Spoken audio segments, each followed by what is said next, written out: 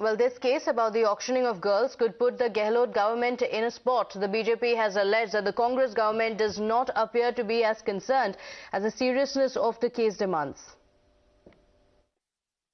लड़कियों को कर्जदार हो जाने के कारण से उसको बेच दिया जाता है।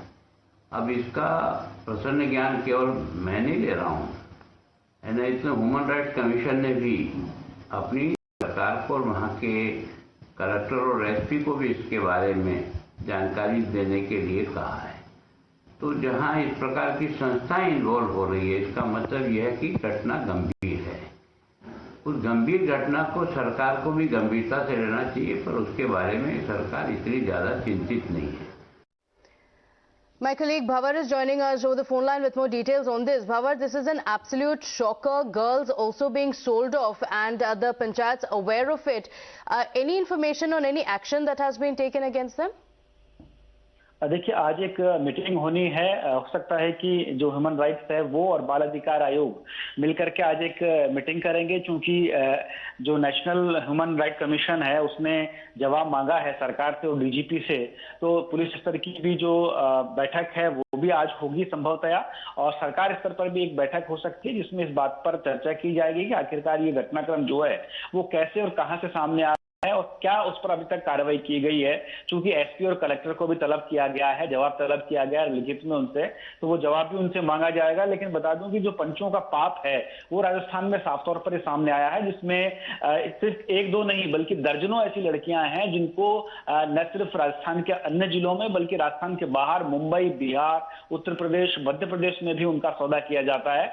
जिसमें से एक पीड़िता से भी बात की गई, इसने साफ तौर पर पूरा घटनाक्रम बताया कि किस तरीके से उनका सौदा होता है, कैसे उन पर कर्जा चढ़ाने की कोशिश होती है और बाकायदा स्टाम्प पर लिखकर गोदनामे के तहत ये सारी घटनाक्रम है उसको अंजाम दिया जाता है। और उसके अंदर वहां के जो लोकल लोग हैं, जो कि स्थानीय पंच पटेल कहे जाते हैं राजस्थान में, जो कि कानूनन ऑथराइज्ड नहीं है, बावजूद इसके वो अपना दबाव बनाते हैं और पंचायत को एक बार किसी भी बात का न्याय करने के लिए, एक बार पंचायत करने के लिए दोनों पक्षों को करीबन 50-50 हजार का खर्चा होता है। और आप देखिए कि वो लोग गरीब लोग हैं, पुअर्टी लाइन से नीचे के लोग हैं, जिनको ये लोग वहां जिस तरह की घटना को अंजाम दे करके स्टाम्प पर लिखवा करके सारे घटनाक्रम को अंजाम देते हैं। और उस पर एक बैठक में वो फैसला नहीं होता, 4 से 5 अलग अलग बैठकें की जाती है ताकि उस पर कर्जा बढ़े। और जब कर्जा बढ़ जाता है और वो व्यक्ति उस कर्जे को चुकाने में नाकामयाब होता है, उस वक्त उस पर यह सौदा करा लिया जाता है कि गोदनामे में आप अपने घर की जो बच्चियां हैं, जो अलग अलग उम्र के हिसाब से, उनकी सुंदरता के हिसाब से और उनके जो एज ग्रुप है उसके हिसाब से उनका सौदा होता है, जिसमें 8 से 10 लाख और 15 लाख तक का सौदा होता है।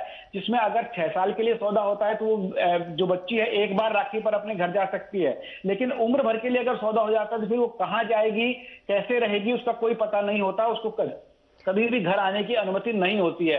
ऐसे में कई बालिकाओं को रेस्क्यू भी किया गया, कई संस्थाओं के द्वारा रेस्क्यू किया गया, और अब ये आवाज मुखर हो रही है उन बच्चियों की जिन्होंने ये दंश झेला है, जिन्होंने इन पंचों का पाप झेला है। और सरकार आगे क्या करती है ये देखने वाली बात होगी, क्योंकि आज का दिन इस घटना के लिए बड़ा अहम होने वाला है। बैठकों का दौर चलने वाला है, उन बैठकों में क्या लबोलबाब निकलता है ये देखने वाली बात होगी। Okay, all right. Bhavar, thank you for joining us with those details. Of course, questions also being raised on the Gehlot Sarkar on why no action was taken, because this incident has been reported over the past few months.